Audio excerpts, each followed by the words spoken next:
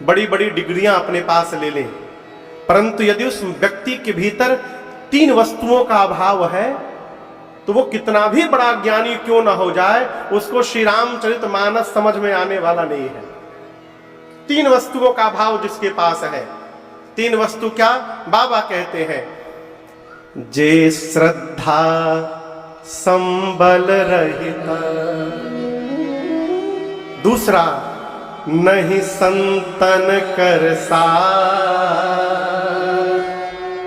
तीन कहूं मानस अगम अति, तीसरा जी नहीं न प्रिय रघुनाथ।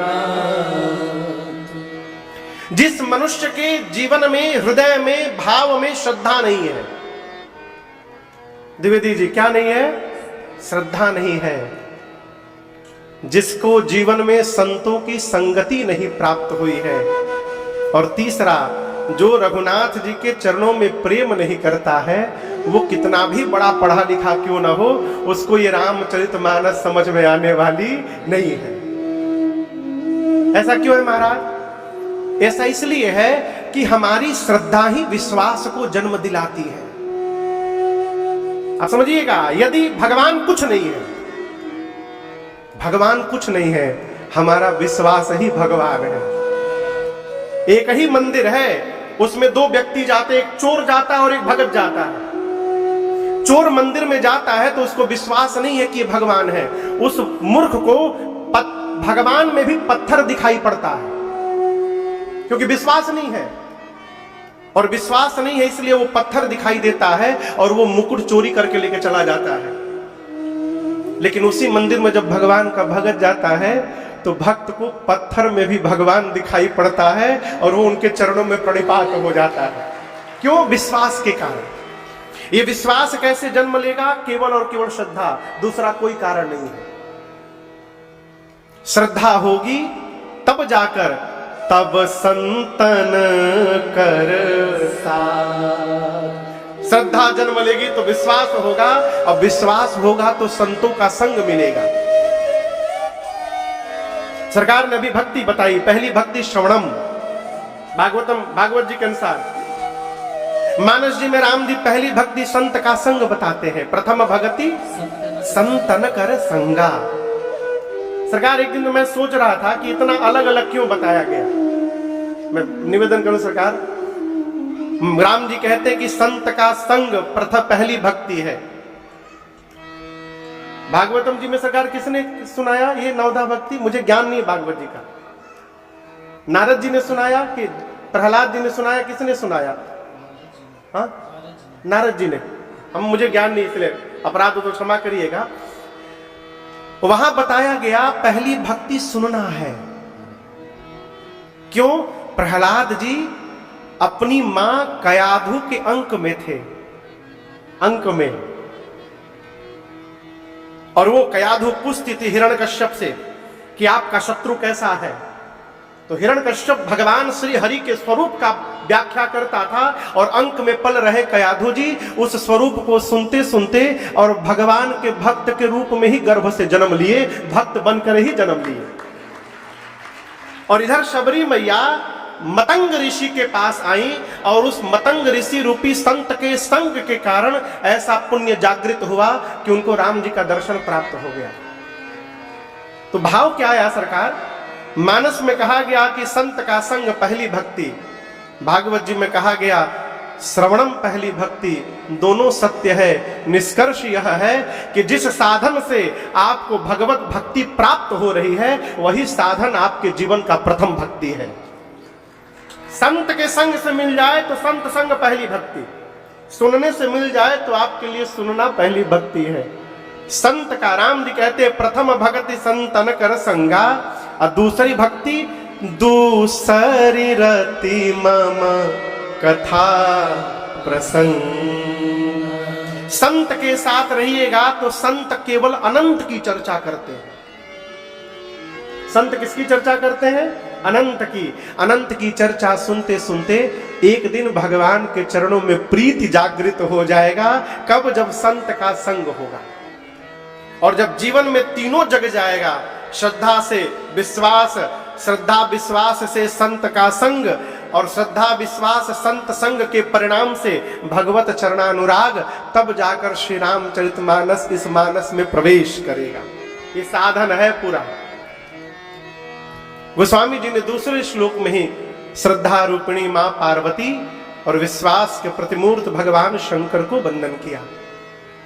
मैं आपसे कहूं, भगवान शंकर इस श्री रामचरितमानस के आचार्य हैं, और मां भगवती के कृपा से ये कथा गंगा शिव रूपी आचार्य से प्रकट होकर और आज पूरे जनमानस का धरती पर कल्याण कर रही है, केवल और केवल मां भवानी की कृपा से, दूसरा कोई कारण नहीं।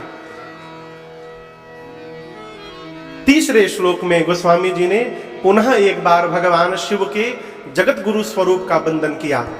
वंदे बोधमयम नित्यम गुरुम शंकर रूपिणम यमाश्रितो हि वक्रोपि चंद्रः सर्वत्र वंद्यते। गोस्वामी जी कहते हैं जो नित्य बोधमयम है, कौन? भगवान शंकर। नित्य बोधमयम कौन है? जो सदैव ज्ञान में अवस्थित रहे। भगवान ज्ञान के प्रतिमूर्त हैं शंकर जी, और जो ज्ञान स्वरूप है वही जगत को प्रकाश दे सकता है, इसलिए भगवान शंकर को जगत गुरु माना गया। वंदे वंदे बोधमयम नित्यम गुरुम शंकर रूपिणम। उदाहरण दर्शन करिए, यमाश्रितो हि वक्रोपि चंद्रः सर्वत्र वंद्यते। आपको पता है शंकर जी के ललाट पर कौन से चंद्रमा है? बताइए। प्रतिपदा के हैं, दूज के हैं, तृतीया के हैं, चतुर्थी के हैं, पंचमी के हैं, कि पूर्णिमा के हैं, कि अमावस्या के हैं? कौन है पता है? दूज के चंद्रमा, दूज के, एकदम टेढ़े। गलत तो नहीं बोल रहा हूं सरकार? दूज के चंद्रमा टेढ़े दिखाई दे रहा है, टेढ़े चंद्रमा। अच्छा आपसे पूछूं, जो आदमी रोज अपन चेहरा बदले वो आदमी कैसा होता है? रोज अपन चेहरा बदल ले, अच्छा आदमी होता है? चंद्रमा रोज अपन चेहरा बदलते हैं। समाज में भी लोग कहते हैं बहुत टेढ़ा आदमी है, बच के रहिए उससे, बहुत टेढ़ा आदमी। वो स्वामी जी कहते हैं ऐसे टेढ़े चंद्रमा भी जब जगत गुरु भगवान शंकर के शरण में गए तो गुरु के प्रभाव से आज चंद्रमा भी संसार में वंदनीय हो गए हैं। ऐसे भगवान शंकर को मैं वंदन करता हूं। चौथे श्लोक में आदि कवि बाबा वाल्मीकि जी और श्री हनुमान जी महाराज को वंदन किया है। पांचवें में जगत जननी मेरी मां जानकी को वंदन किया। छठे श्लोक में श्री रघुनाथ जी को वंदन किया। और सातवें श्लोक में अभी अभी सरकार कह रहे थे वेद मत सोधि सोधि सोधि के पुराण सब, अभी सरकार जो कह रहे थे इसी भाव को गोस्वामी जी लिखते हैं। मैंने इस मानस की रचना कैसे की?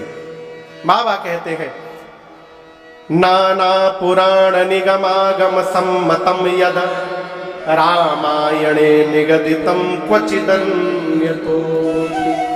नाना पुराण, चारों वेद, 6 शास्त्र, सारे उपनिषद, और इसके बाद रामायणे निगदितम क्वचिदन्यतोपि, जितने रामायण है इन सभी शास्त्रों के धर्म ग्रंथों के सारांश को निचोड़ करके और मैंने श्री रामचरितमानस में भर दिया है।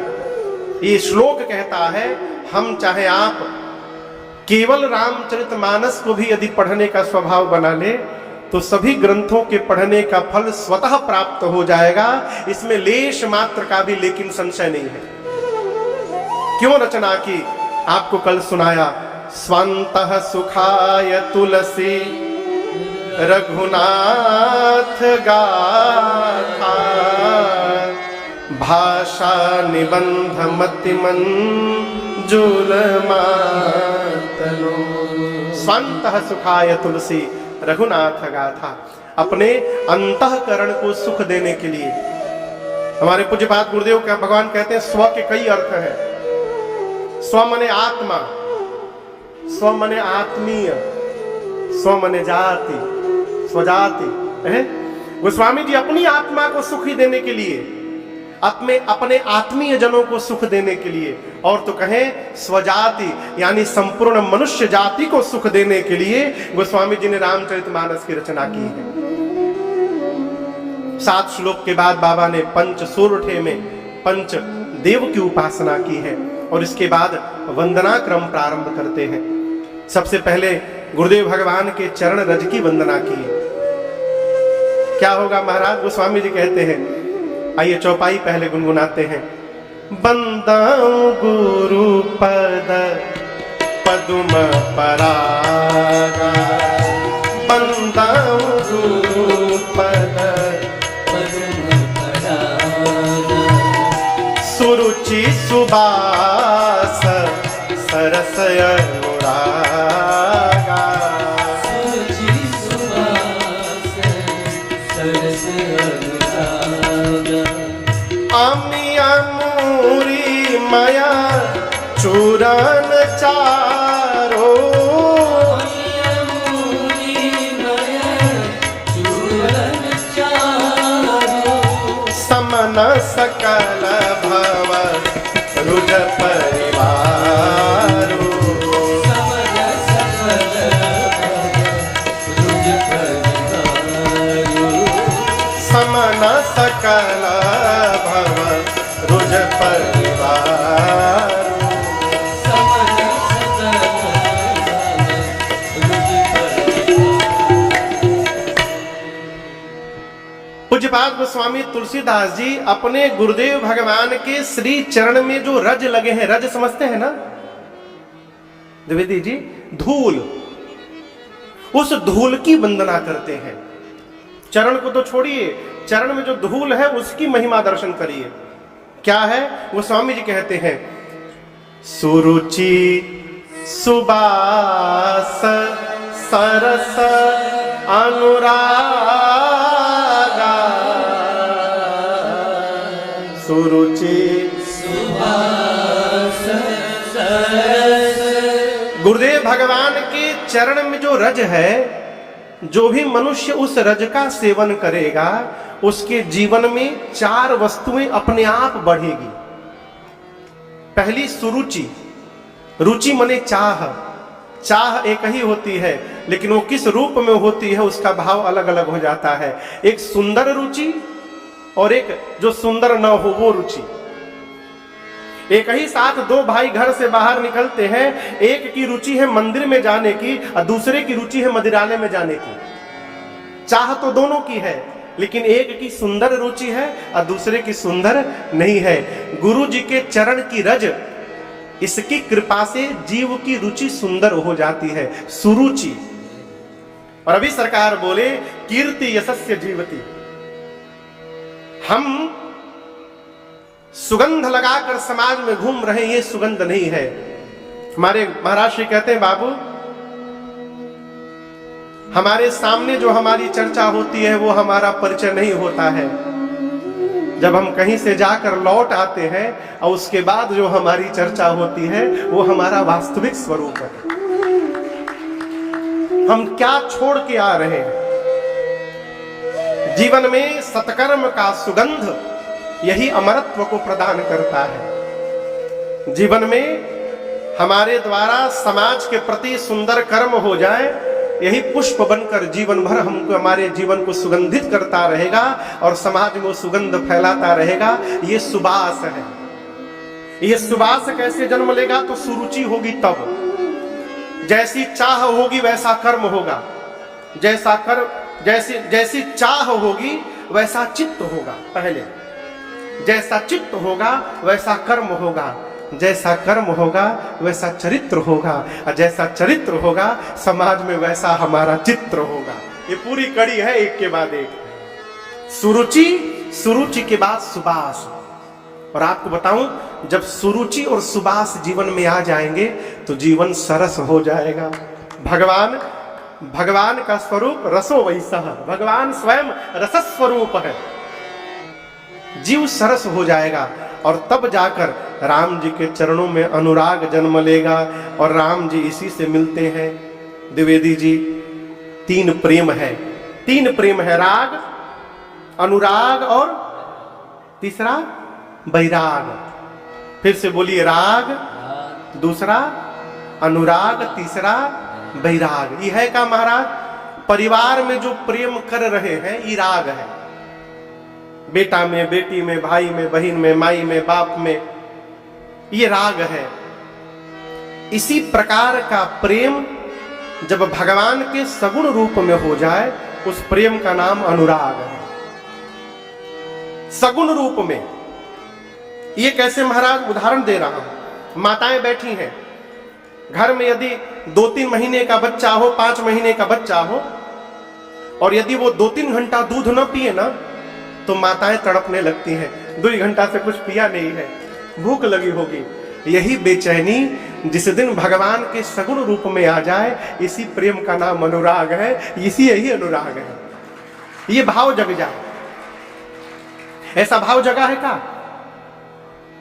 सबरे भगवान को भोग लगाने के बाद दिन भर याद आती है, भगवान को प्यास भी लगा होगा, 1 गिलास पानी पिला दिया जाए। नहीं जगा ना, इसका मतलब अनुराग नहीं जगा है। और यही प्रेम जब भगवान के सगुण रूप से निकलकर निराकार रूप में प्रवेश कर जाए, तो उस प्रेम का नाम है वैराग। राग, अनुराग और बोलिए। अब मजे की बात दर्शन करिए। भगवान न राग से मिलते हैं, न भगवान वैराग से मिलते हैं। ये मैं नहीं बोल रहा हूं, ये शंकर जी बोल रहे हैं। गरुण जी महाराज को क्या मिलही न रघुपति बिनु अनुराग। शिव सूत्र है, बिना अनुराग के भगवान मिलने वाले नहीं है। अनुराग चाहिए, कुछ ना करिए। जैसा प्रेम अपने को करते हैं, वैसा ही प्रेम भगवान से करना प्रारंभ कर दीजिए। इसी शरीर में भगवत प्राप्ति हो जाएगी। ये अनुराग है। ये अनुराग कैसे जन्म होगा, लेगा जीवन में? केवल गुरु चरण की कृपा से, दूसरा कोई साधन नहीं है। गुरुदेव ने, गोस्वामी जी ने गुरु जी के चरण रज की वंदना की, ब्राह्मण समाज की वंदना की, संतों की वंदना की। गोस्वामी जी ने तो दुष्टों की भी वंदना की। आज शिव विवाह की कथा गानी है, इसलिए इस प्रसंग को प्रणाम करते हुए आगे बढ़ते हैं।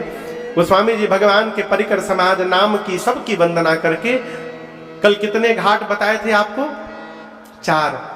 दूसरा घाट कहां है? तीर्थराज प्रयाग। गोस्वामी तुलसीदास जी कर्म का शरणागति घाट से कथा को लेकर राम पद अति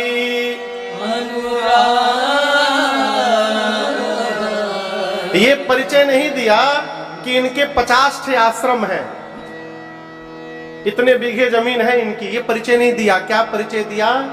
ये राम जी के चरणों में अनुराग नहीं रखते हैं, अति अनुराग रखते हैं। अति अनुराग। आप सबको पता है, प्रयाग में प्रत्येक वर्ष मेला लगता है। कब लगता है? माघ महीने में। कब लगता है? ये माघ महीना आवत कहिया है?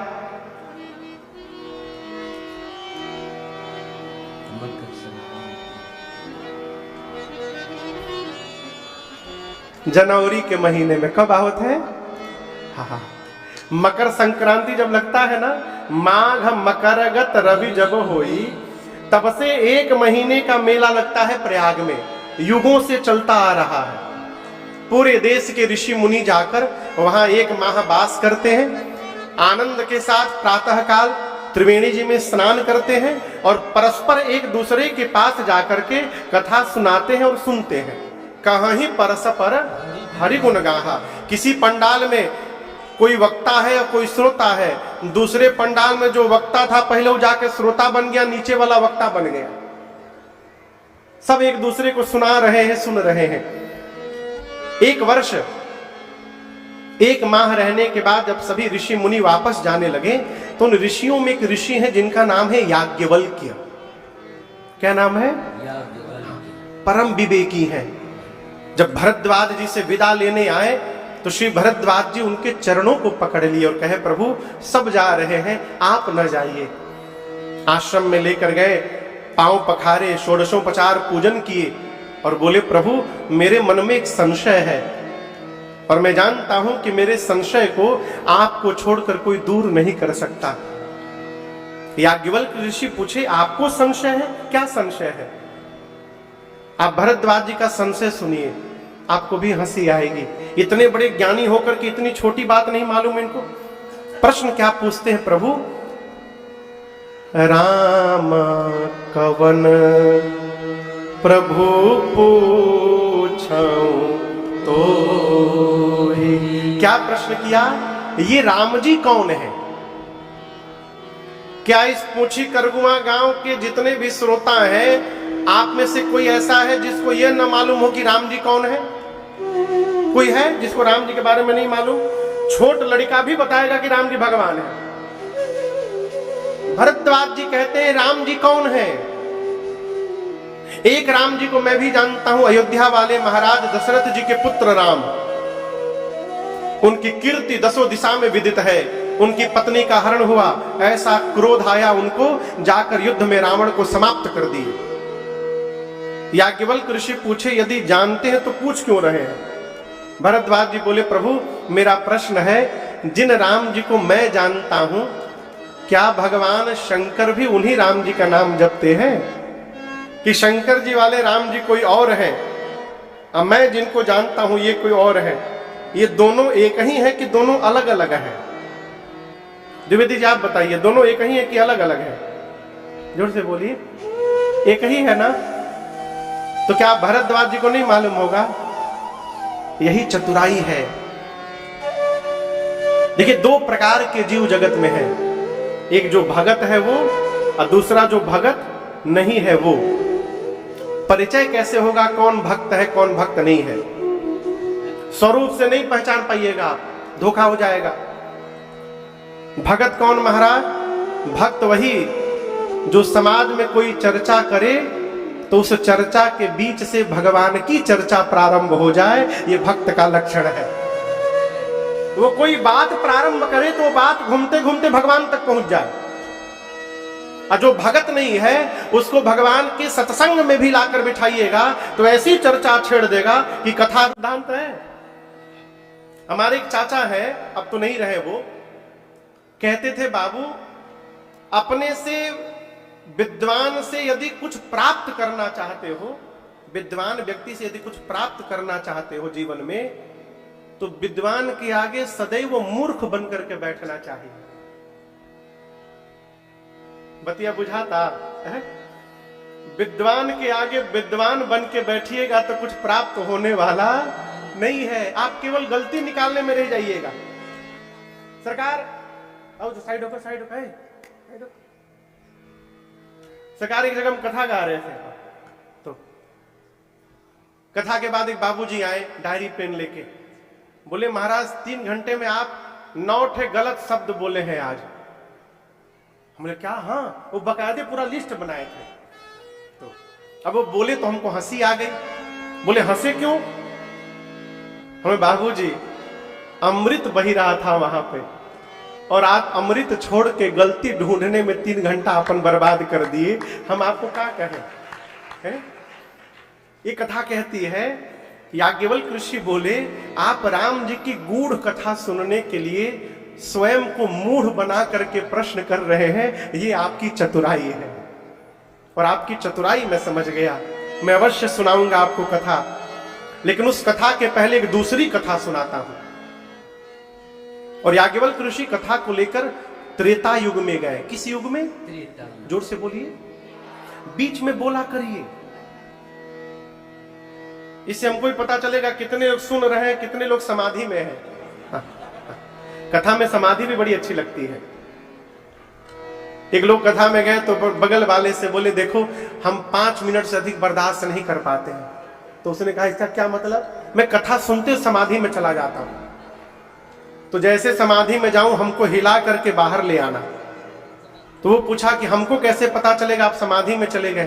बोले आपको नहीं, अगल बगल सबको पता चलेगा, नाक बजने लगेगा मेरा। किस युग में कथा को लेकर गए?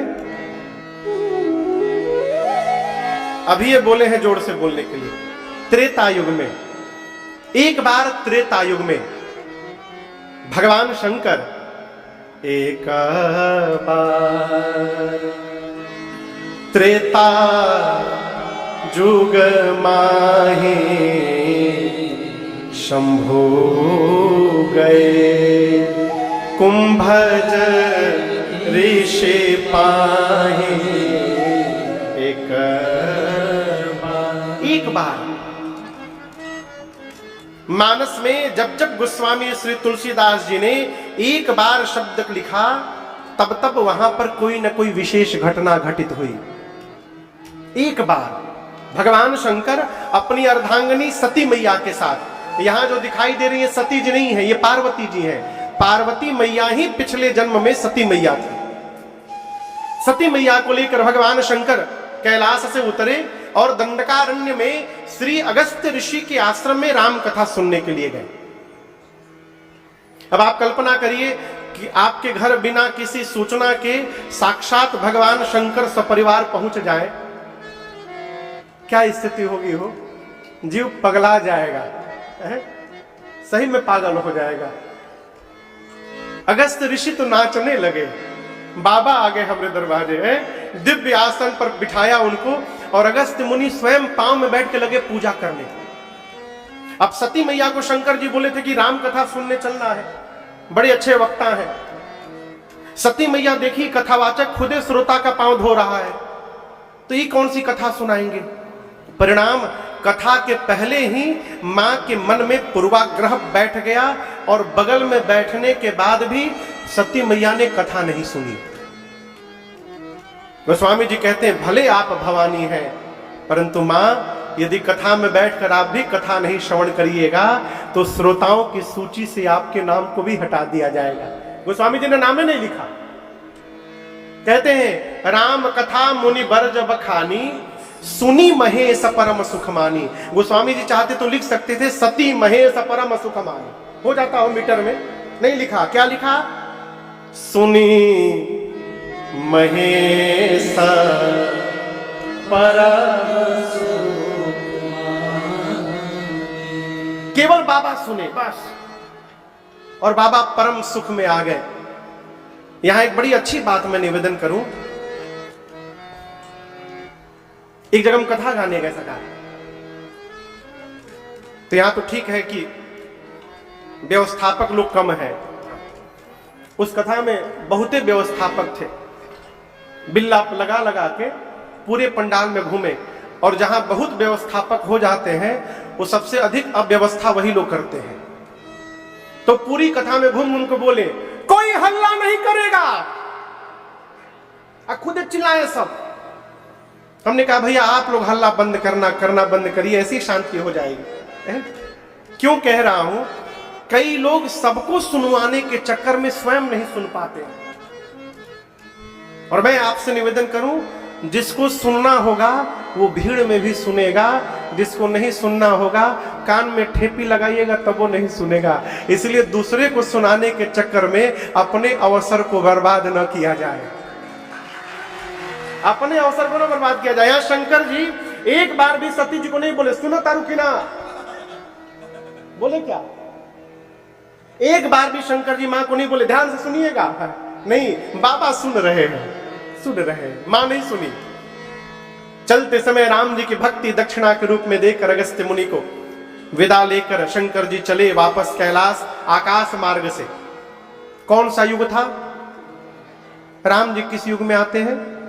त्रेता युग में। जिस समय शंकर जी वापस रिटर्न जा रहे थे, राम जी अवतार लेकर के उसी दंडकारण्य के पंचवटी में थे, और शंकर जी के जाने के 2 घंटा पहले रावण मेरी मां को लेकर लंका चला गया उसी दिन। अब राम जी और लक्ष्मण जी मां के अन्वेषण में मां को ढूंढ रहे हैं, रो रहे हैं। नीचे धरती पर आकाश में शंकर जी वापस जा रहे हैं, मन में सोच रहे हैं प्रभु मेरे यही लीला कर रहे होंगे नीचे कहीं। केही विधि दर्शन हो, केही विधि दर्शन। शंकर जी सोच रहे कैसे दर्शन होगा। हृदय विचारत जात हर, हर मने शंकर भगवान का नाम है हर। क्या नाम है? हर हर, इसलिए कहते हैं हर हर महादेव। हृदय विचारत जात हर, क्या विचार कर रहे हैं? के ही विधि दर्शन हो। कैसे दर्शन मिलेगा? क्यों? गुप्त रूप अवतरे प्रभु गए जान सबको। राम जी गुप्त रूप में अवतार लिए हैं। यदि मैं सीधा मिलने चला गया तो राम जी का गुप्त रूप जगत में प्रकट हो जाएगा, मैं जा नहीं सकता हूं। कथा सुन के कान तृप्त कर लिया हूं, दिखाई पड़ जाते तो अखियां भी तृप्त हो जाती। कैसे दर्शन मिलेगा प्रभु का? शंकर जी सोच रहे हैं। और यहां दर्शन करिएगा, भगवान उसी को दिखाई देते हैं जो भगवान को देखना चाहता है? कई लोग कहते हैं महाराज आजकल भगवान नहीं दिखाई देते, क्यों? अरे देखना कौन चाहता है? बुरा न मानिएगा, हम लोग मंदिर में भी भगवान से मिलने नहीं जाते हैं, भगवान से मांगने जाते हैं। कभी आज तक ऐसा हुआ कि मंदिर में गए बिना मांगे चले आए? कभी आज तक हुआ? फिर कैसे दिखाई देंगे? बाबा ने मन में भाव प्रकट किया, कैसे दर्शन होगा? राम जी सोचे आप नहीं आ सकते मेरे पास, लेकिन आप जहां हैं वहां नीचे तो मैं आ ही सकता हूं। रोते रोते राम लक्ष्मण जी वहां पहुंच गए। और जैसे बाबा ने देखा, इज शंभु समायते ही राम देखा,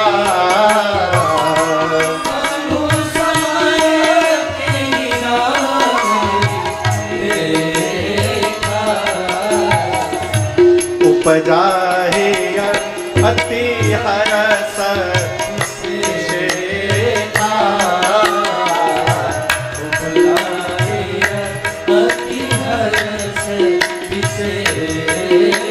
ऊपर से बोले जय सच्चिदानंद जग पावन,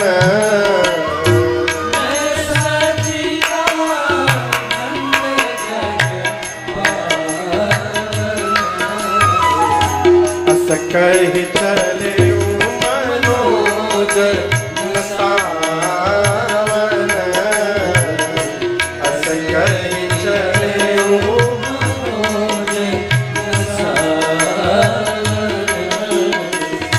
अस कहि चले मनोज सावन। जैसे शंकर भगवान ने श्री रघुनाथ जी को देखा, ऊपर से दोनों हाथ उठाकर बोले, बोलिए सच्चिदानंद भगवान की जय जयकार करके शंकर भगवान आगे बढ़ गए।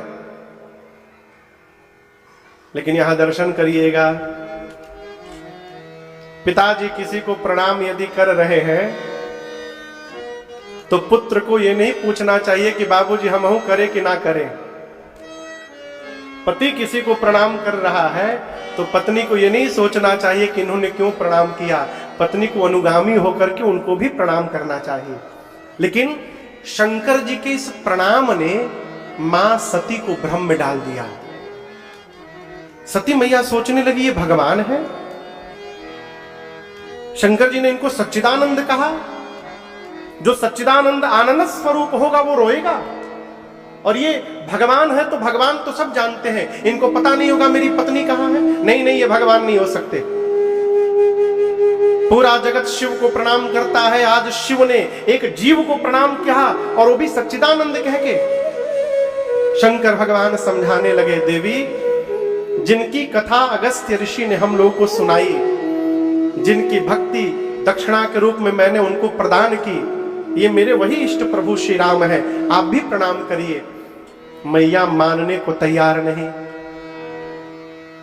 और याद रखिएगा, बहुत नहीं समझाना चाहिए। समझने वाला 2-3 बार में समझ लेता है, और जो 2-3 बार कहने के बाद भी नहीं समझ रहा है, फिर उसको नहीं समझाना चाहिए, अपने को समझाना चाहिए। का अब इनको समझाना नहीं है। कई लोग बिना भुगते समझने वाले नहीं होते। बाबा ने कहा यदि आपको इतना ही संशय है भवानी तो जाकर परीक्षा ले लीजिए, अभी बहुत दूर नहीं गए होंगे। सती मैया बोली हाँ ये बहुत बढ़िया उपाय बताया आपने। सती मैया परीक्षा लेने गई। शंकर भगवान सोचने लगे क्या मेरे कहने के बाद भी संशय समाप्त नहीं हुआ? लगता है विधि विपरीत भलाई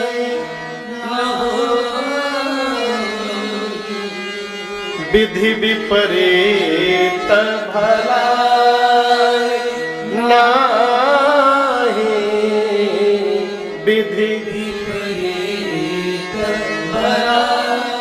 भगवान शंकर समझ गए कि सती से विधाता विमुख हो गए हैं, विपरीत, और अब इनका भला होने वाला नहीं है।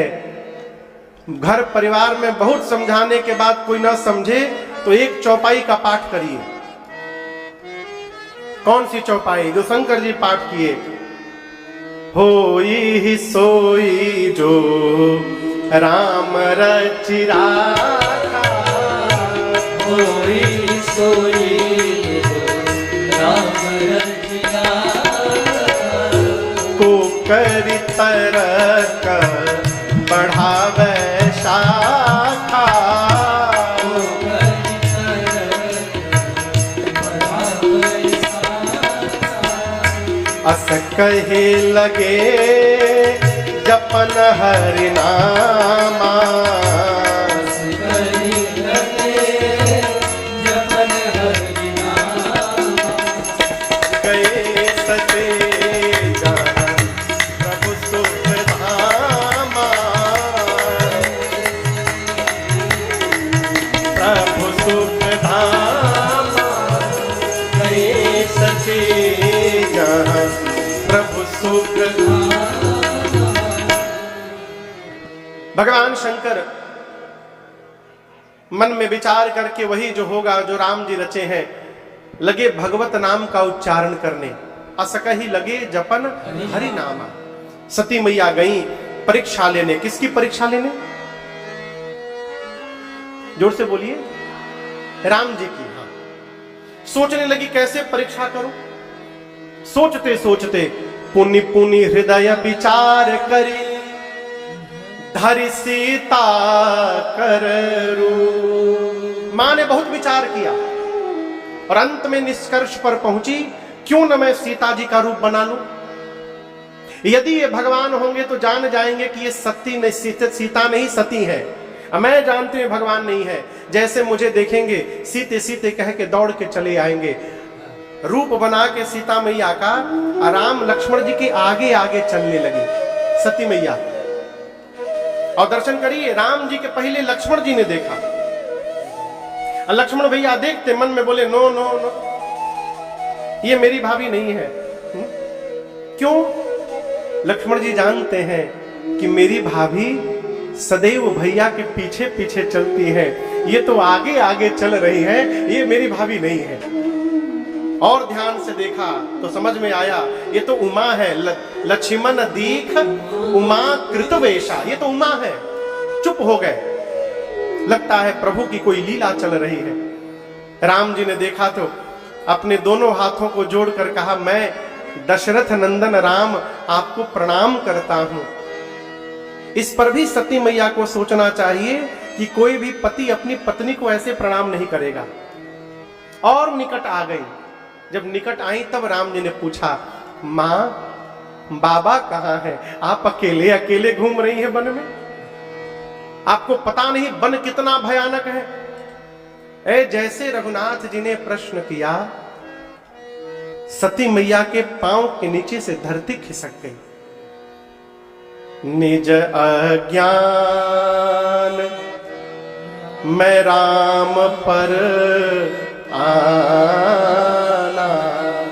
आज अपनी अज्ञानता के कारण मैंने भगवान पर संशय किया, अपने पति के वचनों पर अविश्वास किया। अब जाकर मैं क्या उत्तर दूंगी? आप पढ़िएगा मानस जी को। सती जी ने एक शब्द राम जी से नहीं कहा, उल्टे पांव घूमी और पहुंची बाबा के पास। शंकर भगवान नाम जप रहे थे। सती मैया गई तो बाबा हंस कर पूछे, और कैसे परीक्षण किया? सही सही बताइएगा। ली न परीक्षा? यहां आप समझिएगा, बाबा व्यंग नहीं कर रहे हैं। सामान्यतः आप किसी को कोई कार्य मना करिए, मत करना, और वो करने चला जाए ना, और जब करके आता है तो जीव व्यंग हंसता है, कैसी रही? लेकिन शंकर जी वो हंसी नहीं हंस रहे हैं। बाबा जानते हैं कि मेरी सती बीमार हो गई है। कौन सी बीमारी ने पकड़ा है? तो संशय की बीमारी ने पकड़ा है। और नियम कहता है जब बीमार से मिलते हैं ना तो उदास होकर नहीं मिलते, बीमार से मुस्कुरा करके मिलते हैं। इसलिए बाबा वहां पर मुस्कुराए हैं। और शंकर जी ने पूछा आपने कैसे परीक्षण किया देवी, सत्य बताइएगा। मां तो सत्य ही बोलना चाहती थी, मां झूठ नहीं बोलती हैं, लेकिन जिस माया का रूप बनाया ना उसी माया ने सिर पर डेरा जमाया और मां के मुख से सत्य निकलवा दिया। सती मैया बोली प्रभु कछु ना परीक्षा लेना गोसाई, कछु ना परीक्षा लेना गोसाई, कीन्हा प्रणाम तुम्हारे नाई, कीन्हा प्रणाम तुम्हारे नाई। तब शंकर देख्यो धरि ध्याना, अब शंकर देखो धरि ध्याना, सती योगेन जगत सब जाना, सती योगेन जगत सब जाना।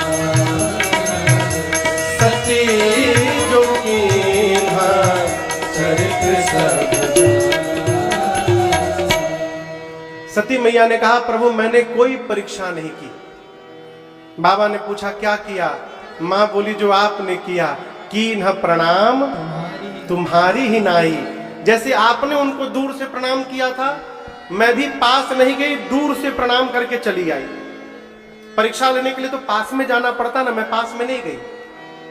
एक दूसरा अर्थ भी इसका है। सती मैया बोली प्रभु मैं परीक्षा लेने तो गई थी, लेकिन अभी मैं परीक्षा लेती उसके पहले ही राम जी ने कीन्ह प्रणाम तुम्हारी ही नाई, जैसे आपने उनको प्रणाम किया था उन्होंने मुझे प्रणाम कर लिया। शंकर भगवान मन में सोचे इम्पॉसिबल, हो नहीं सकता है। इतना समझाया, समझ में बात नहीं आई और मार्ग में अपने आप समझ गए। बाबा ध्यान में गए और ध्यान में जाकर भगवान शंकर ने सब देखा। क्या देखा? सती कीन्ह सीता कर वेशा। मैं आपको बताऊं, बाबा को बहुत कष्ट हुआ जब शंकर भगवान ने देखा कि सती मैया ने सीता मैया का रूप बना लिया। बाबा को बहुत कष्ट हुआ। शंकर भगवान ये भी जानते हैं कि मेरी सती ने मेरे से झूठ नहीं बोला है, ये राम जी की माया ने सती से झूठ कहलवाया है। प्रेरी सती ही जही झूठ कहा। अब समस्या क्या है? शंकर भगवान सोचते हैं जब जब सती मेरे सन्मुख आएंगी तो मुझे यही स्मरण में आएगा कि सती ने मेरी मां का रूप बनाया था। अब जिसको देखने के बाद मां याद आएगी, उसके साथ मैं गृहस्थ धर्म का निर्वाह कैसे करूंगा? ऐसा द्वंद आया मस्तिष्क में। भगवान शंकर ने उसी समय मन में संकल्प कर लिया कि सती जब तक अपने इस शरीर में है, मेरा और सती का आज इसके बाद भेंट नहीं होगा। बाबा ने हमेशा के लिए सती जी का त्याग कर दिया। आकाशवाणी भाई, आकाशवाणी ने बाबा की प्रशंसा की। सती मैया ने अनेक प्रकार से पूछा प्रभु आपने कौन सा प्रण किया? भगवान बोले नहीं। बोले नहीं। क्यों नहीं बोले द्विवेदी जी? इसलिए नहीं बोले कि यदि सत्य बता दूंगा तो इनको दुख होगा। ये कथा कहती है जीवन में सत्य बोलना चाहिए, लेकिन सत्य यदि कड़वा हो तो वहां मौन हो जाना चाहिए। कई लोग तो यही कहते हैं हम तो सत्य बोलते हैं, हमारी बात सबको बुरी लगती है, क्यों? सत्य कड़वा हो। तो क्या सत्य बोलने का टेंडर आप ही को मिला है? आप नहीं बोलिएगा तो सत्य धरती से विलुप्त हो जाएगा। मानस में कहा गया है, वाल्मीकि ऋषि ने राम जी से कहा राम जी आपके भगत कौन? कहाँ ही सत्य प्रिय वचन विचारी, जागत सोवत शरण तुम्हारी। सत्य बोलना है, लेकिन कैसा सत्य? प्रिय सत्य, वो भी विचार करके बोलना है। समाधि अखंड अपारा। भगवान शंकर ने क्या किया? समाधि ले लिए। गोस्वामी जी कहते हैं शंकर सहज स्वरूप सम्हारा।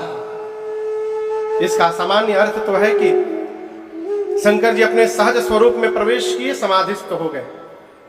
लेकिन एक भाव मैं आपको सुनाऊं, शंकर सहज स्वरूप सम्हारा, अर्थात जिन राम जी का सहज स्वरूप है, शंकर जी बरगद के वृक्ष के नीचे कमलासन लगाकर बैठे और उन राम जी के सहज स्वरूप का स्मरण किया। अब राम जी का सहज स्वरूप कैसे है? तो मन जाहि राचे मिली सो बरु सहज सुंदर सा। राम जी सहज सुंदर हैं।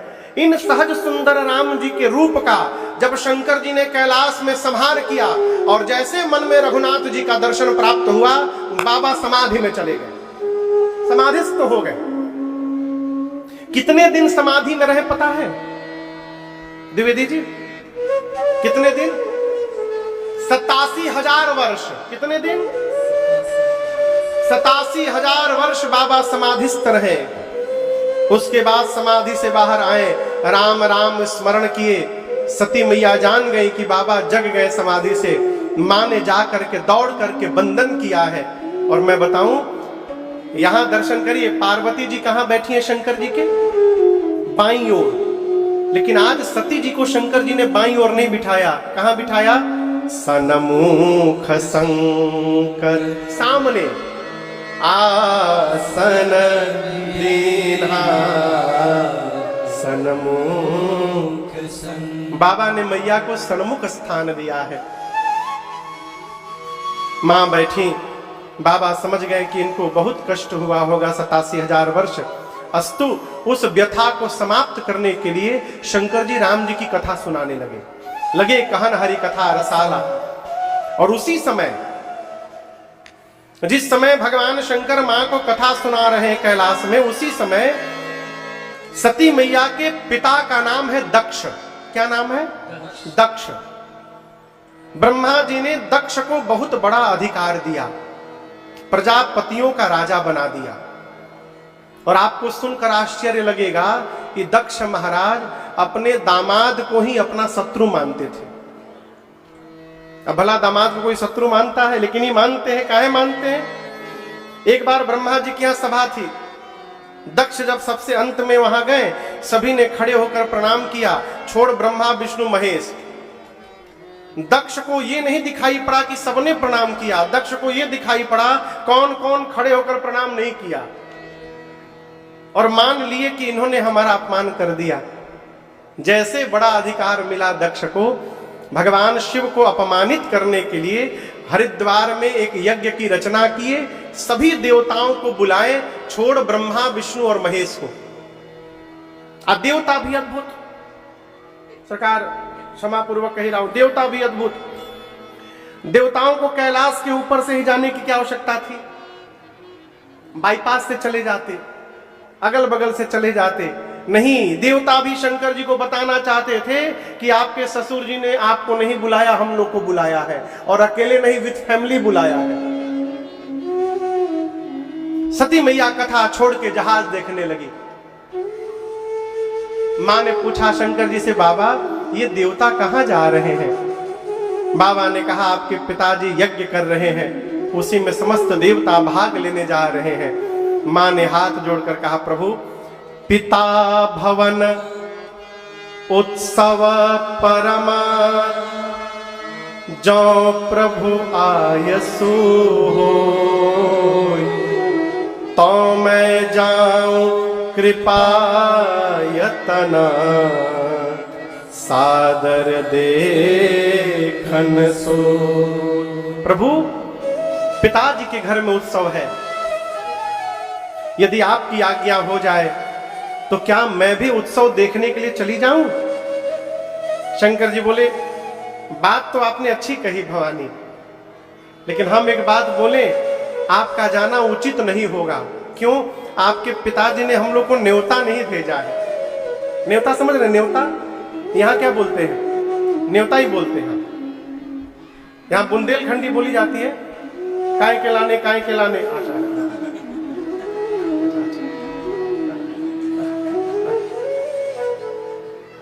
शंकर जी बोले कि न्योता नहीं आया, यह अनुचित, आपका जाना अनुचित होगा। क्यों? नहीं नेवत पठावा। यद्यपि देवी 4 जगह बिना बुलाए जाना चाहिए, पिता के घर, मित्र के घर, सदगुरु के घर और स्वामी के घर। परंतु यदि अपमानित करने के लिए नहीं बुलाया गया है तो वहां जाने पर कल्याण नहीं होगा, मत जाइए। मां फिर नहीं मानी। अंत में शंकर भगवान अपने मुख्य गणों को दे करके और सती मैया को विदा किए हैं। जैसे बाबा ने विदा किया, मैया पिता के घर गई और गोस्वामी जी कहते हैं, पिता भवन जब गई भवानी, दक्ष त्रास काहू न सान। बुरा न मानिएगा, 80 साल की बूढ़ी माई हो जाए, कमर में दर्द, घुटने में दर्द, लेकिन जैसे मैके जाने की बात आ जाए सारा शरीर का दर्द गायब। वो न जाने कहां से बूस्टर मिलता है, भगवान जाने। कोई चिंता, कोई दर्द, कोई सब ठीक, अपने पैकिंग भी हो जाएगा, माई चली भी जाएगी। पिता के घर जाने की इतनी उत्साह रहता है मन में। सती मैया भी उसी उत्साह के साथ गई, लेकिन आप सुनकर आश्चर्यचकित होंगे, किसी ने सती की ओर देखा तक नहीं घर में। दक्ष ने सबको त्रास दिया है, आ गई और यदि किसी ने बात कर ली तो मुझसे बुरा कोई नहीं होगा। किसी ने देखा तक नहीं, छोड़ एक को। और वो एक कौन है जानते हैं? कौन है? मां। यही तो बात है साहब, पूरा जगत आपका त्याग कर सकता है, लेकिन आपको जन्म देने वाली मां आपका त्याग नहीं कर सकती है, किसी भी परिस्थिति में नहीं कर सकती। सती मैया की मां ने दौड़कर बेटी को हृदय से लगाया।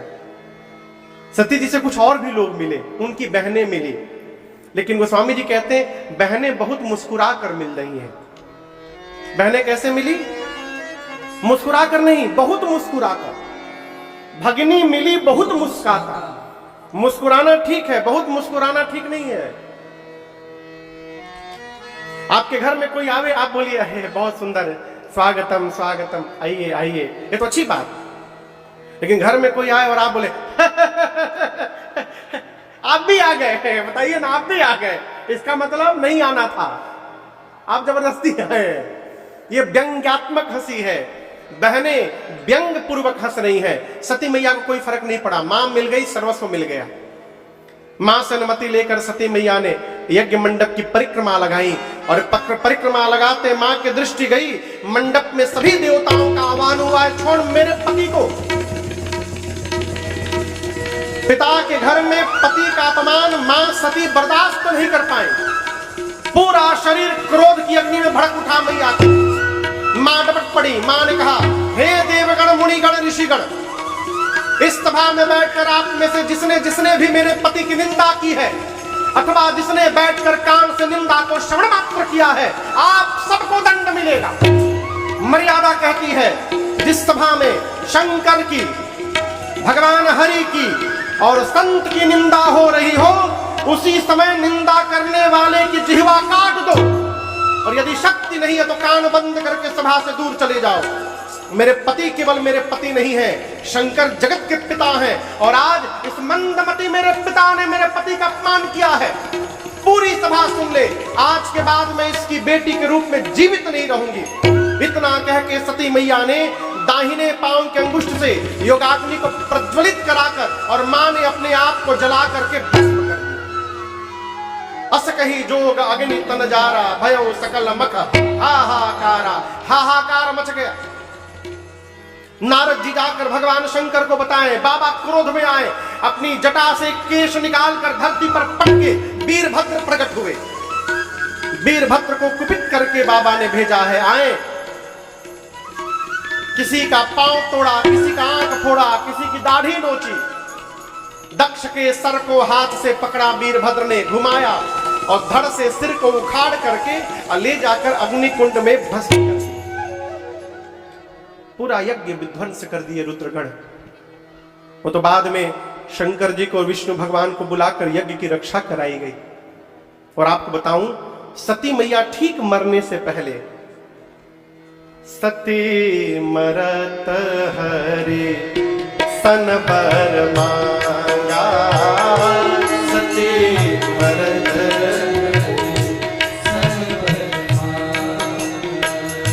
जन्म जन्म शिव पद अनुरागा, जन्म जन्म शिव पद अनुरागा।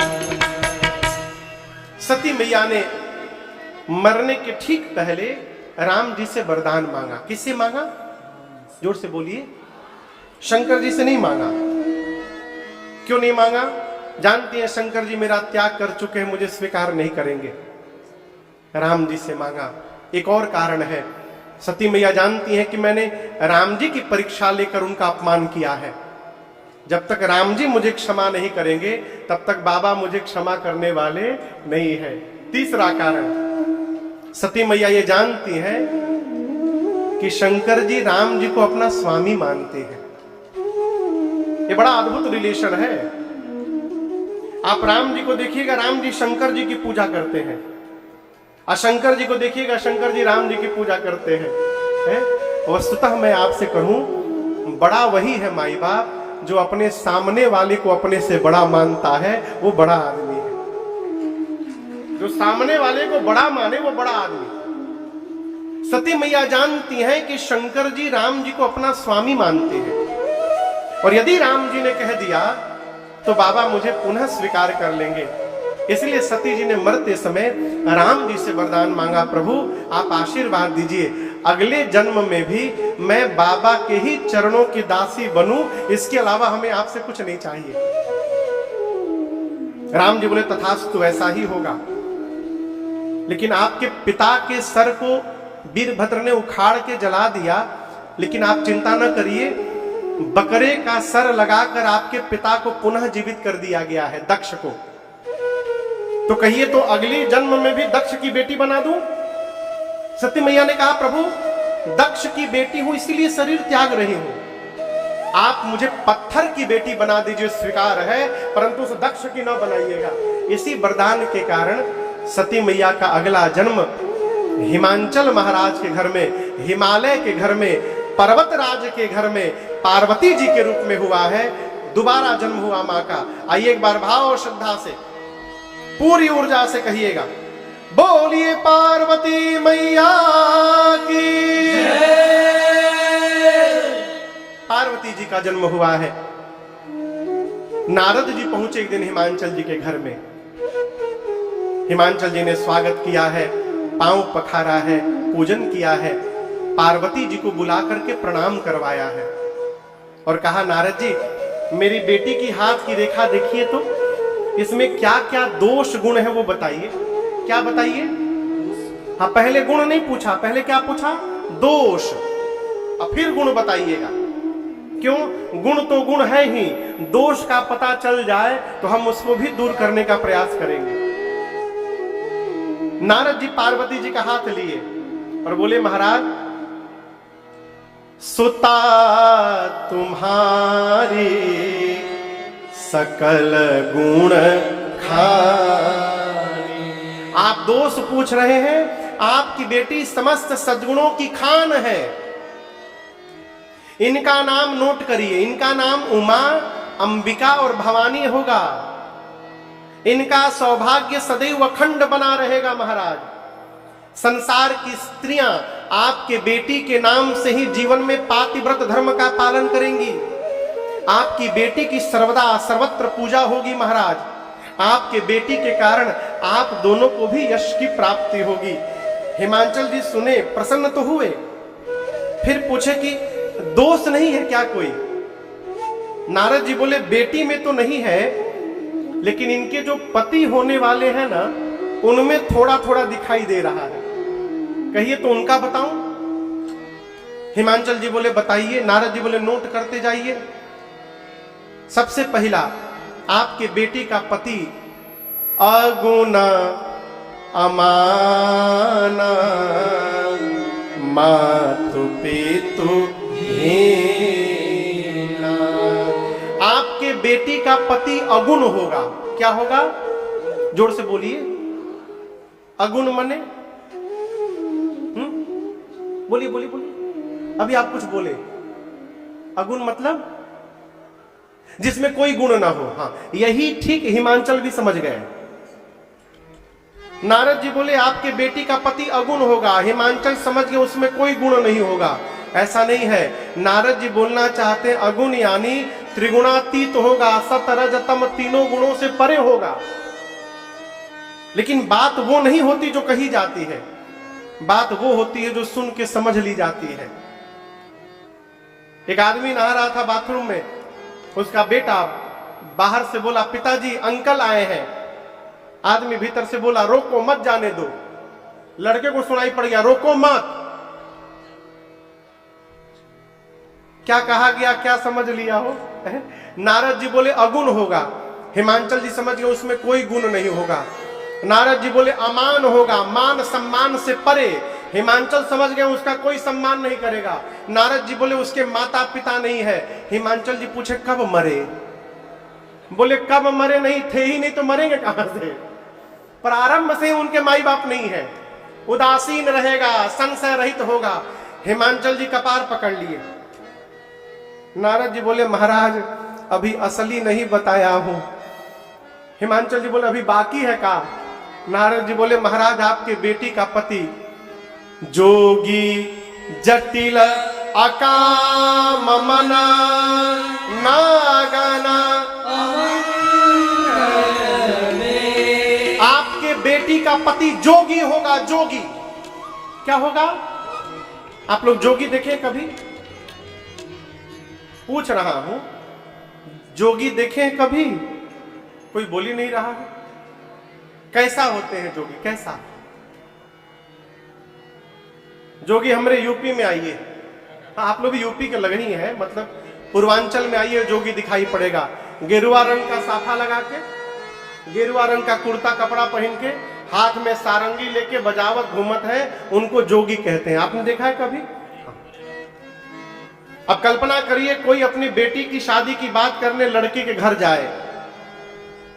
सरकार, लड़के के पिता से सब बातचीत फाइनल हो गया, तब लड़की का पिता कहे कि एक बार तनिक बाबू को बुला देते, हम भी देख लेते।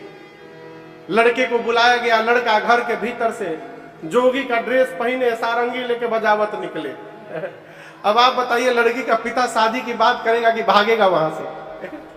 नारद जी बोले आपके बेटी का पति जोगी है, उसकी विशाल जटाएं हैं, जोगी जटिल अकाम मन, निष्काम भाव में रहने वाला है।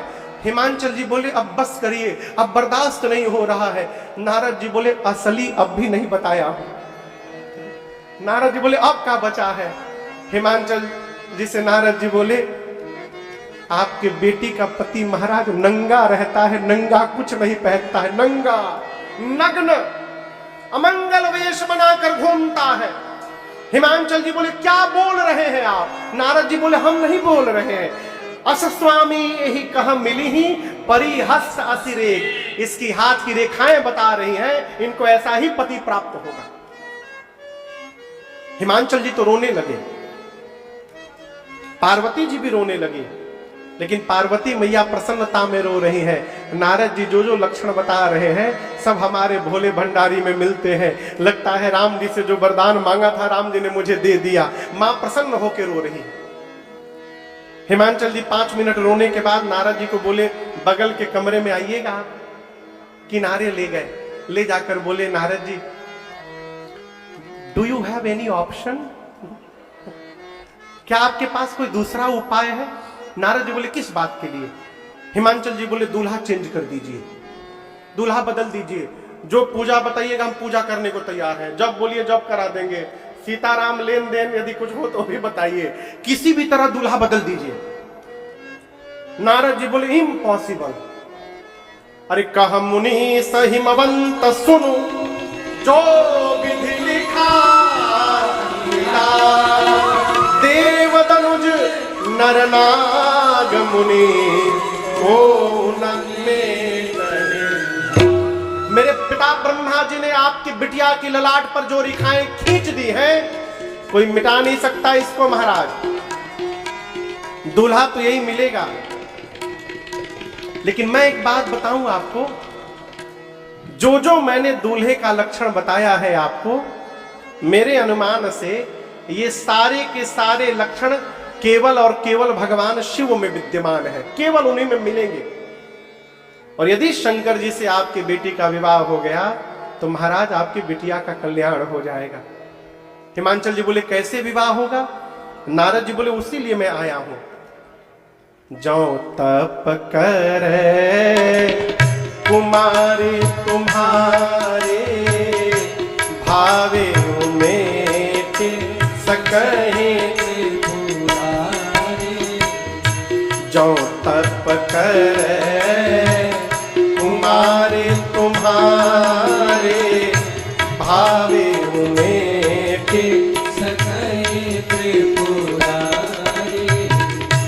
यद्यपि वर अनेक जग माही, यही कह शिव तज दूसरे नाही। यद्यपि वर अनेक जग माही, यही कह शिव तज दूसरे नाही। नारद जी ने कहा यदि आपकी बेटी तपस्या करेंगी तो भगवान शंकर इनको अवश्य प्राप्त हो जाएंगे। और आपको बताऊं, उसी छोटी अवस्था में पार्वती मैया सुनी और मां ने वन में जाकर कठोर तप किया। 1000 वर्ष तक पार्वती जी साग खा के रही। कितने दिन? 1000 वर्ष तक केवल साग पत्ते खा के रही। उसके बाद उसका त्याग कर दिया। कुछ दिन कंदमूल फल खा के रही, हवा पी के रही। आपकी कथा नहीं सुनी, उसी पार्वती की कथा आप इतने प्रेम से सुना रहे हैं। धन्य है प्रभु। जब कथा पूरी हो गई तो राम जी ने पूछा शंकर भगवान से, बाबा कैसी कथा रही? शंकर जी बोले जब इतना सुंदर कथावाचक कथा सुनाएगा तो कथा तो ऐसे ही दिव्य हो जाएगी। अद्भुत कथा सुनाई प्रभु आपने। राम जी बोले इतनी अच्छी आपको मैंने कथा सुनाई, हमको कुछ दक्षिणा नहीं देंगे? शंकर जी बोले क्या दक्षिणा चाहिए आपको? राम जी बोले मेरी यही दक्षिणा है, जाई विवाह हो शैलज ही, यह मोहि मांगे। मैं यही मांग रहा हूं कि आप जाकर पार्वती जी से विवाह करिए। शंकर जी ने तो पहले मना किया, प्रभु ये उचित नहीं होगा, लेकिन आप यदि कह रहे हैं तो आपकी आज्ञा सिरोधार्य है। राम जी अंतर ध्यान हो गए। शंकर भगवान सोचे नहीं, पार्वती ने पिछले जन्म में मेरे भगवान की परीक्षा ली थी, अब इस जन्म में जब तक मैं उनकी परीक्षा नहीं लूंगा मैं विवाह नहीं करूंगा। तो शंकर भगवान ने सप्तऋषियों को बुलाकर कहा आप जाकर पार्वती जी की निष्ठा का परीक्षण करिए। सप्तऋषि गए और आपको बताऊं, जाकर सप्तऋषियों ने पूछा, हे पार्वती जी कि ही अवराध हो का तुम चाहो, हमसन सत्य मरम किन कहो, हमसे सत्य सत्य बताइए क्या प्राप्ति के लिए आप तपस्या कर रही हैं? पार्वती जी बोली क्या बताएं हम आपको, हम अपने गुरु जी की बात मान करके, नारद जी की बात मान करके और शंकर जी को पति के रूप में प्राप्त करने के लिए तपस्या कर रहे हैं। मुनियों ने कहा अच्छा नारद जी की बात मानकर लेकिन ये बताइए आपको पता ही नहीं है, जिसने जिसने नारद जी की बात मानी उसका घर बसा नहीं उजड़ गया। जो जो नारद जी का बात माना उसका घर उजड़ गया। और आप नारद जी की बात मान के घर बसाना चाहती हैं, आपका घर बसेगा कि उजड़ जाएगा? इस पर पार्वती जी कुछ नहीं बोली। मुनियों को लगा गुरु जी की निंदा से काम नहीं बना, एक काम करो इनके पिताजी की निंदा करो। मुनियों ने कहा अच्छा आपका दोष नहीं है, आप हिमालय की बेटी है ना, आपके पिता जैसे जड़ है, आपकी बुद्धि भी जड़वत हो गई है। इस पर भी पार्वती जी कुछ नहीं बोली। मुनियों ने कहा एक काम करते हैं, शंकर जी की निंदा करते हैं। बोले शंकर जी के बारे में कुछ जानती हैं आप? भीख मांग के खाते हैं, भीख। जो स्वयं भीख मांग के खा रहा हो, वो आपका पेट कहां से भरेगा? भीख मांग भव खाहि। इस पर भी पार्वती जी कुछ नहीं बोली। मुनियों ने मां के आगे विकल्प रखा। क्यों? विकल्प आएगा तो संकल्प टूट जाएगा। मुनियों ने कहा, हम आपके लिए बहुत सुंदर दूल्हा लेकर के आए हैं। कौन? विष्णु भगवान। उनमें कोई दोष नहीं है, बड़े सुंदर हैं। यदि आप कहिएगा तो उनसे विवाह की बात चला सकते हैं। तब पार्वती जी ने अपना मुख खोला। कहती हैं, आप लोग कह रहे हैं कि नारद जी की बात मानकर मेरा घर उजड़ जाएगा। अब मैं बोल रही हूं, मेरा घर उजड़े चाहे बसे, मैं अपने गुरु जी की आज्ञा की अवहेलना करने वाली नहीं हूं। आप कह रहे हैं कि शंकर भगवान शिव के चरणों में सप्तऋषि इतने आनंद में आए कि मां की जय जयकार किए और जाकर भगवान शंकर को सब बताए। बाबा जब सुने तो बाबा भी प्रसन्न हुए और फिर समाधि में चले गए। कहां चले गए? पिछली बार कितने दिन में लौटे थे? 87,000 वर्ष में। फिर गए, अब कब आएंगे किसी को नहीं मालूम। बाबा समाधि में गए और उसी बीच एक दैत्य ने जन्म लिया जिसका नाम था ताड़कासुर। सरकार, जितने राक्षसों हैं ना, इन सबका एक सूत्री कार्यक्रम, जन्म लो तपस्या करो, तपस्या करके भगवान से ब्रह्मा जी से वरदान मांगो। पहला वरदान का, हम मरे नहीं। आप देखिए, पढ़िए पुराण, जितने राक्षस हुए सब तपस्या करके का वरदान मांगे? हम मरे नहीं। और सब असुरे मरे, सब मरे। आपन दिमाग लगाए कि हम मरे नहीं, सब मरे। तारकासुर तपस्या किया, ब्रह्मा जी से मांगा मैं मरूं नहीं। ब्रह्मा जी बोले इम्पॉसिबल, मरना तो पड़ेगा लाला, और कुछ और मांग लो। तो दिमाग लगाया, कैसे नहीं मरूंगा। सोचा शंकर जी समाधि में है। पिछली बार गए थे तो सुना हूं 87,000 वर्ष बाद लौटे थे। अब कब लौटेंगे किसी को नहीं पता। आ भी जाएंगे तो उनकी पत्नी है नहीं। अब पत्नी है नहीं तो बेटा कहां से होगा। तो वरदान क्या मांगा कि शंकर भगवान के तेज से जो पुत्र जन्म ले उसी के हाथों मेरी मृत्यु हो। ब्रह्मा जी बोले तथास्तु, ऐसा ही होगा।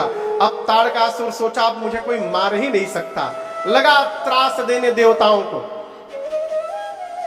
इंद्र आदि देवताओं को लेकर पहुंचे ब्रह्मा जी के पास, जाकर पूछे मरेगा कैसे। ब्रह्मा जी बोले ऐसा ऐसा वरदान लिया है। इंद्र बोले फिर तो मर भया। ब्रह्मा जी बोले पक्का मरेगा, कन्या तैयार बैठी है शादी के लिए, आप लोग केवल दूल्हे को तैयार कर दीजिए। इंद्र बोले हाथ जोड़कर ब्रह्मा जी, ताड़कासुर तो बाद में मारेगा, जो उनको समाधि से बाहर जगाने जाएगा वो पहले मार डालेंगे उसको। ब्रह्मा जी बोले आप लोग ना जाइए, कामदेव को भेजिए। कामदेव का आवाहन हुआ, आए, पूरी बात सुने। जानते हैं कि शिव विरोध यानी मृत्यु को निमंत्रण देना हुआ, परंतु यदि देव कार्य में प्राण भी चला जाए ना तो संत उस जीव की सतत प्रशंसा करते रहते हैं। ऐसा मन में सोचकर कामदेव चले। कहां चले? कहां चले? शंकर जी कहां बैठे हैं? झांसी में कि खजुराहो में? शंकर जी कहां बैठे हैं? कैलाश पर्वत पर। कहां बैठे हैं? कैलाश पर बैठे हैं समाधि में। ब्रह्मलोक से कैलाश जाने में कामदेव को 2 दंड लगा, 48 मिनट। कितना टाइम लगा? एक दंड में 24 मिनट होते हैं, 48 मिनट। और इस 48 मिनट में कामदेव का ऐसा प्रभाव फैला जगत में, पूरी सृष्टि काम के वशीभूत हो गई। लेकिन कैलाश पर जाकर देखा कामदेव ने शंकर जी पर कोई प्रभाव नहीं पड़ा है। पड़ेगा कैसे? जहां राम जी प्रवेश कर जाएंगे वहां काम प्रवेश करने वाला नहीं है। अपनी मृत्यु को निश्चित जानकर क्रोध में आया कामदेव और एक आम के वृक्ष पर पत्तों के पीछे छिप कर बैठ गया। धनुष निकाला, 5 बाण चढ़ाकर खींचा और 5 के 5 बाण भगवान शंकर के हृदय में उतार दिया। जैसे बाण हृदय में लगा, बाबा का नेत्र खुल गया। बाबा क्रोध में आ गए। उनको बाण लगा इसलिए क्रोध में नहीं आए, हृदय में राम जी बैठे हैं। शंकर जी को लगा कहीं मेरे प्रभु को न लग गया हो, इसलिए क्रोध में आ गए, लगे देखने किसने मारा। तब तक सौरव पल्लव मदन बिलोका भयउ को अपकंपे त्रैलोका, त्रैलोक्य कांपने लगा। बाबा का तीसरा नेत्र खुल गया। ताबसी बती नयन चितवत काम भयउ जल छारा।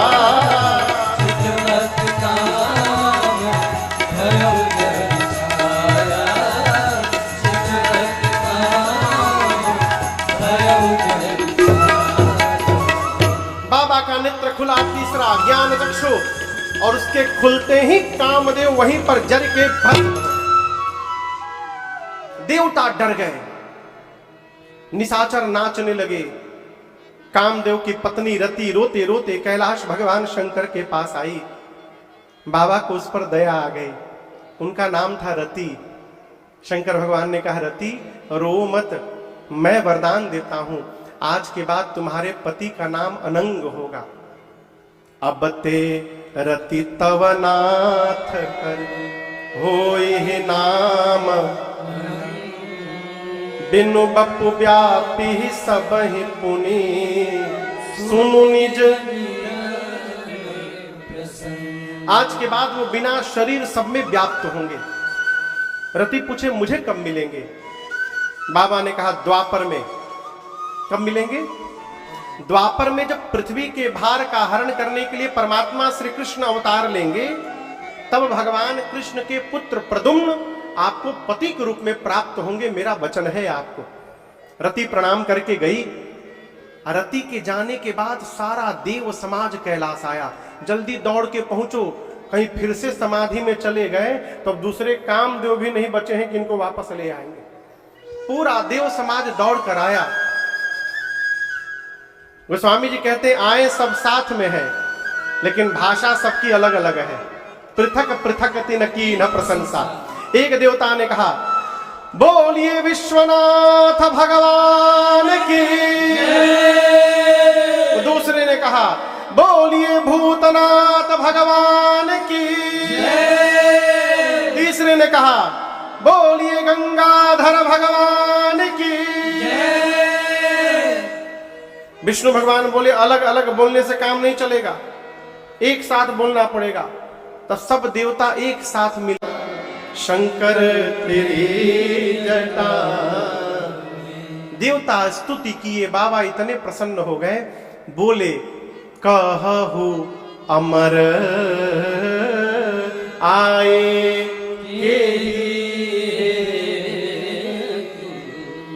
शंकर भगवान ने देवताओं को क्या कहा? अमर। क्या कहा? अमर। देवता अमृत पिए हैं इसलिए वो अमर है, मर नहीं सकते। कहिए क्यों आए हैं? ब्रह्मा जी ने इंद्र से कहा कि पूछ रहे हैं, बताइए क्यों आए हैं। इंद्र बोले हम नहीं बोलेंगे, डर लग रहा है। बोले क्यों डर लग रहा है? मार दिए तो। ब्रह्मा जी बोले आप लोगों को अमर बोल रहे हैं तो कैसे मार देंगे? इंद्र बोले अभी अभी जिनको जलाकर भस्म किया है ना, वो भी अमर थे। ही इज नो मोर। चले गए। हम नहीं कहेंगे, आप ही कहिए जो भी कहना है। ब्रह्मा जी बोले प्रभु सकल सुरन के हृदय शंकर परम उछा, निज नयन निदेखा चाहि नाथ तुम्हार विवाह। ब्रह्मा जी बोले सभी देवता अपनी आंखों से आपके विवाह का दर्शन करना चाहते हैं। आपने राम जी को वचन दिया है। बाबा बोले जी। ब्रह्मा जी बोले तो क्या आज्ञा है? शंकर जी बोले मैं तैयार हूं, आप लोग रचना बनाइए। देवता दुंदुभी बजाए, जय जयकार किए। ब्रह्मा जी ने सप्तऋषियों को भेजा है। सप्तऋषि गए, अब मुहूर्त लेकर के आए हिमांचल जी के यहां से। किसका मुहूर्त? विवाह का। ब्रह्मा जी सभी देवताओं को बांच करके मुहूर्त सुनाए। आज कौन दिन है? वो शुक्रवार। हाँ, शंकर जी का विवाह गुरुवार को हुआ था। हम और आप जिस तिथि में मनाते हैं ना, उस तिथि में विवाह नहीं हुआ था। महाशिवरात्रि को शंकर जी का विवाह नहीं हुआ था। विवाह की तिथि पुराण भगवान कहते हैं वैशाख महीना शुक्ल पक्ष पंचमी तिथि दिन गुरुवार का था। ब्रह्मा जी मुहूर्त सुनाए और सभी देवताओं से बोले, अमुक तिथि को सभी देवता बाराती बन करके ठीक 5 बजे कैलाश पहुंच जाएंगे। कितने बजे? हाँ, लेट नहीं। अच्छा, दूसरी बात, विथ फैमिली आना है, सब परिवार निमंत्रण है। तीसरी बात, दूल्हे की ओर से किसी भी गाड़ी की बुकिंग नहीं की गई है बारातियों के लिए। दूल्हे के अपने गाड़ी की व्यवस्था भी नहीं है ठीक से, तो आपकी क्या करेगा? इसलिए जितने बाराती हैं निज वाहन द्वारा आएंगे। और ये भी नहीं कि पेट्रोल का पैसा वहां से लिया जाएगा, ना ना, अपन भरा भरा के आइएगा। अपनी व्यवस्था करके सभी बाराती ठीक 5 बजे बाराती बन के फैमिली के साथ कैलाश पहुंचेंगे। उसके बाद बारात हिमांचल जी के यहां निकलेगी। देवता अपने अपने लोक गए, विवाह का दिन आ गया हो। कितने बजे बारात निकलनी है? 5 बजे। 3 बज गया है। बाबा बड़े आनंद में बैठे हैं। एक गण बाबा का बड़ा परेशान, सामने से इधर उधर घूमे बार बार। शंकर जी पूछे, क्या हुआ? गण बोले, प्रभु आज विवाह है। शंकर जी बोले, पता है? क्या पता है? कल मैया आ जाएंगी घर में। शंकर जी बोले, ये भी पता है। गण बोले, प्रभु मैया आ जाएंगी, घर के भीतर कुछ है आपके? घर के भीतर कोई भी एक भी सामान है? कुछ है घर के भीतर? शंकर जी बोले, देखो घर के भीतर कुछ है कि नहीं है इसका टेंशन वो करे जिसके पास घर हो। यहां तो घर नहीं है, तो कौन ही बात का टेंशन? जो होगा देखा जाएगा। एक गण ने कहा, प्रभु बताइए, आज आप दूल्हा बनने वाले हैं, एक भी देवता आपको सजाने के लिए नहीं आए, ये देवता कर क्या रहे हैं? गोस्वामी जी लिखते हैं, देवता क्या कर रहे हैं?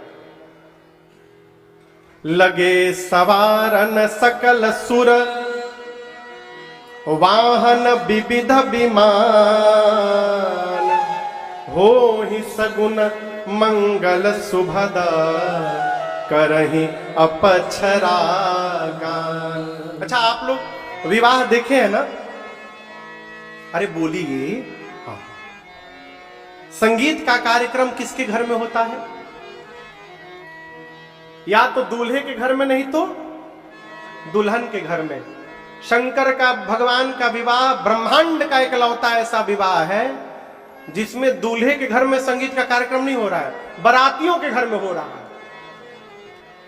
देवताओं के लोक में अप्सराएं नृत्य कर रही हैं, वाद्य बज रहे हैं, गान हो रहे हैं। सभी देवता अपने को सजाने के बाद अपना अपना वाहन सजा रहे हैं। वाहन विविध विमान। विष्णु भगवान गरुड़ जी पे चलते हैं, गरुड़ जी पर। वो गरुड़ जी को आज शैंपू से नहलाए हैं, नहला करके गरुड़ जी को खूब बढ़िया। और जाना बुझाई, गरुड़ जी को नहला करके चांदनी उड़ा रहे हैं। क्या उड़ा रहे हैं? लाल रंग की चांदनी, सेंट लगा रहे हैं उनमें, हमारा वाहन खूब महकेगा। फूलों की माला पहना रहे हैं। ऐरावत हाथी है सफेद रंग का, किसका? इंद्र का वाहन। इंद्र अपने ऐरावत को सजाने में लगे हैं। तब तक बगल में यमराज अपन करिया भैंसा लेके आ गए। अब यमराज देखे इंद्र का वाहन व्हाइट, हमारा वाहन ब्लैक। कहो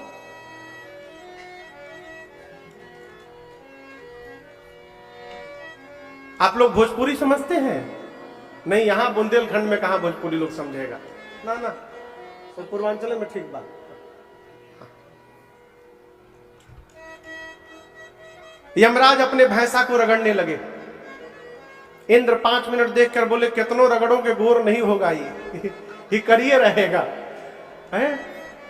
कुबेर के पास हवाई जहाज है, पुष्पक विमान। वो पुष्पक विमान में लड़ियां लटकाने लगे। वो दीपावली में जो आप लोग घर में भुकिया लाइट लगाते हैं ना, ऐसे करता है, वही लाइट लगाने लगे चारों तरफ से। कहने का अर्थ है सब अपने अपने वाहन को सजा रहे हैं। किसी देवता को चिंता नहीं है कि जिसके विवाह में चलना है उसको कौन सजाएगा। बाबा के गण परेशान, प्रभु आप सजे नहीं। शंकर भगवान बोले, हम तो सजे सजाए रहते हैं। गण बोले, प्रभु कुछ नहीं पहने हैं आप।